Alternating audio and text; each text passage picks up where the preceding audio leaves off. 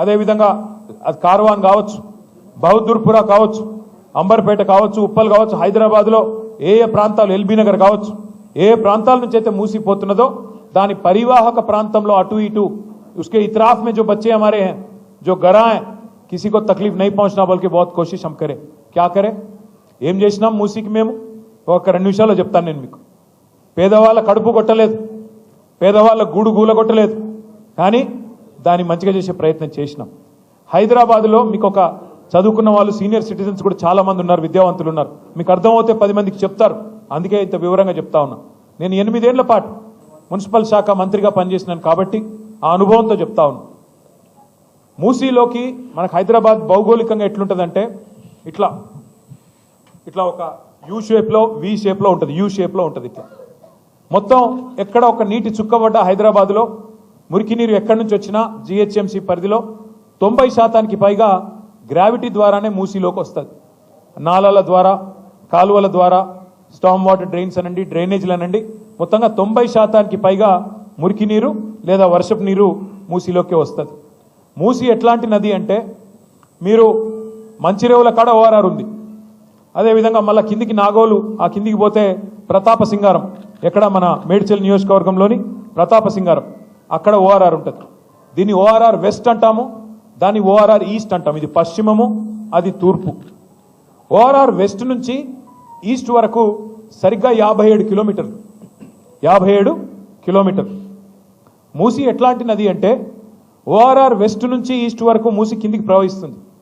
ఎంత వేగంగా నీళ్లు కిందికి పోతాయంటే ఈ 57 కిలోమీటర్ల పరిధిలోనే 84 మీటర్లు కిందికి ఉంటుంది మూసీ. అంటే నీటి చుక్క ఒకటి పడితే జర్రున జారిపోతుంది. 84 మీటర్లు, కిలోమీటర్కి 1.5 మీటర్లు కిందికి పోతూ ఉంటుంది భూమి. అదే నీరు పల్ల మెరుగు నిజం దేవుడెరుగు అంటారు కదా, అట్లా నీరు కిందికి పోతూ ఉంటుంది 84 మీటర్లు. మళ్ళీ ఒకసారి చెప్తాను, మంచిరేవుల నుండి మీకు కింద ప్రతాప సింగారం దాకా 57 కిలోమీటర్లు, ఓఆర్ఆర్ వెస్ట్ నుంచి ఈస్ట్ దాకా. ఒక నీటి చుక్క పడితే లేదా ఒక మురికి నీటి చుక్క వస్తే కిందికి జర్రుమని జారిపోతుంది, 84 మీటర్లు కిందికి ఉంటుంది. అంటే నీరు ఆగదు. సో మేమేం ప్లాన్ చేసినామంటే ఆనాడు హైదరాబాద్లో ప్రతిరోజు ఇన్ని లక్షల మంది ఇండ్లు ఉన్నాయి, 25-26 లక్షల ఇండ్లు ఉన్నాయి, షాపులు ఉన్నాయి, కాలేజీలు ఉన్నాయి, వ్యాపార వాణిజ్య సముదాయాలు ఉన్నాయి. ఈ అన్నింటిలోంచి ఉత్పత్తి అయ్యే మురికి నీరు ఎంత అంటే రోజుకి 2000 MLD. 2000 MLD అంటే ఒక MLD అంటే 1 million litres per day. Million అంటే 10 లక్షలు, అంటే 2000 మిలియన్ లీటర్ల 2000 MLD అంటే 20 కోట్ల లీటర్ల మురికి నీరు. 20 కోట్ల లీటర్ల మురికి నీరు రోజు హైదరాబాద్లో ఉత్పత్తి అవుతుంది. కేసీఆర్ గారు మాకేం చెప్పారంటే మూసీని తిరిగి బతికించాలంటే ముందు ఆ 20 కోట్ల లీటర్ల నీళ్ళు ఏవైతున్నాయో వాటిని శుద్ధి చేయండి, వాటిని సివరేజ్ ట్రీట్మెంట్ ప్లాంట్లు పెట్టి ముందు మురికి నీటిని శుద్ధి చేసి కిందికి వదలండి. తద్వారా హైదరాబాద్లో దుర్గంధం వ్యాపించదు, దోమల సమస్యలు, ఆరోగ్య సమస్యలు రావు, ఆ నల్లటి నీళ్ళు ఏవైతుంటాయో అవి కూడా రావు. అది నెంబర్ 1 చేయమని చెప్పారు. దానికి మా కోసం, మన కోసం, మన నగరం కోసం, మన పిల్లల కోసం కేసీఆర్ గారి ప్రభుత్వంలో 4000 కోట్ల రూపాయలు, కరెక్ట్గా చెప్పాలంటే 3866 కోట్ల రూపాయలతో దాదాపు 1200 పైచిలకు MLDల సివరేజ్ ట్రీట్మెంట్ ప్లాంట్లు మనమే ప్రారంభించాము, మనమే పని బిగించాము 3 ఏళ్ల కిందట. అందులో కోకాపేటలో నేనే వచ్చి ప్రారంభించాను, నేను సబితక్క మేమందరం వచ్చినాం. కోకాపేటలో ఒక 15 MLD ప్లాంటు మీ రాజేంద్ర నగర్ నియోజకవర్గంలోనే పూర్తి చేసినాం, దాన్ని ప్రారంభం కూడా చేసినాం. అదే మాదిరిగా హైదరాబాద్లోని మిగతా 1200 MLDల ప్లాంట్లు, ఇక మా కాలేరు వెంకటేష్ గారు ఇక్కడే ఉన్నారు, ఆయన అంబర్పేట నియోజకవర్గంలో 300 MLD ప్లాంట్ ఒకటే చోట అక్కడ కట్టినాం.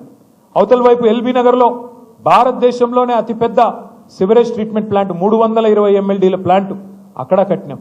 ఇవన్నీ ఎందుకు చేసినాం? నీటిని శుద్ధి చేయడానికి, మూసీకి తిరిగి జీవం పోయడానికి. ఈరోజు నేను మీకు సంతోషంగా చెప్తా ఉన్నా, కేసీఆర్ గారి ప్రభుత్వ పనితీరు వల్ల ఎట్లా అయితే కరోనా సమయంలో కూడా రోడ్లు వేసుకున్నామో, ఎట్లా అయితే కరోనాలో దేశమంతా స్తంభించిపోతే మన హైదరాబాద్లో మాత్రం ఫ్లైఓవర్ లాగలేదు, మన హైదరాబాద్లో రోడ్ లాగలేదు.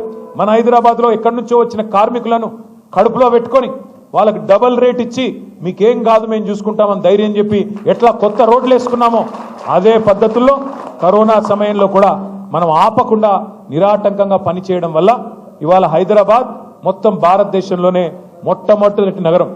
100% సివరేజ్ ట్రీట్మెంట్ ఉన్న ఒకే ఒక్క నగరం హైదరాబాద్ మాత్రమే మొత్తం భారతదేశంలో. దానివల్ల 90% సమస్య పరిష్కారం అయిపోయింది మూసీది. రెండో పని ఏం చేసినాం మనం?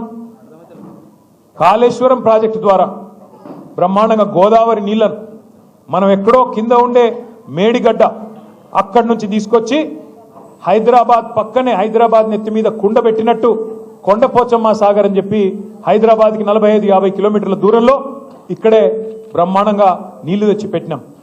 ఏమైంది దానివల్ల? హైదరాబాద్ అనేది 535 మీటర్ల మీద ఉంటుంది సముద్ర మట్టానికి. అదే కొండపోచమ్మ సాగరు 618 మీటర్ల మీద ఉంటుంది. అంటే కొండపోచమ్మ ఇక్కడ ఉంటుంది, హైదరాబాదు ఇట్లా ఉంటుంది. 618, 535.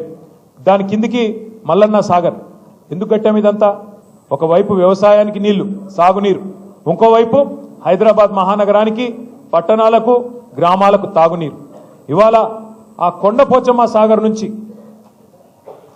గండిపేటలోకి నీళ్లు తేవడానికి, అంటే గోదావరిలోంచి కృష్ణానదికి నీళ్లు అనుసంధానం చేయడానికి ఈరోజు కాదు, 18 మే 2023 పోయిన సంవత్సరం 18 మే 2023 నాడు క్యాబినెట్లో ఆనాడు మహమూద్ అలీ గారు, నేను, అక్క అందరం ఉన్నాం. తీర్మానం పాస్ చేసినాం. 1100 కోట్ల రూపాయలతో గోదావరి నీళ్లు తెచ్చి గండిపేటలో పోస్తే ఆ గండిపేట గేట్లు ఎత్తితే చాలు, అటు ఎస్టీపీల నుంచి శుద్ధి చేసిన నీళ్ళు వస్తాయి మూసీలోకి. ఎప్పుడు కావాలంటే అప్పుడు బ్రహ్మాండంగా గండిపేట గేట్లు ఎత్తితే కిందికి ఉస్మాన్ సాగర్ నుంచి నీళ్లు, ఫ్రెష్ వాటర్ కిందికి వచ్చే విధంగా రూపకల్పన చేసినాం. ఏం జరుగుతుంది అప్పుడు? కిందికి నీళ్లు ఇందాక నేను చెప్పినట్టు నీళ్లు ఆగకుండా జర్రుమని జారిపోతాయి. ఎందుకంటే నీళ్లు ఆగవు మూసీలో. దానికోసం కూడా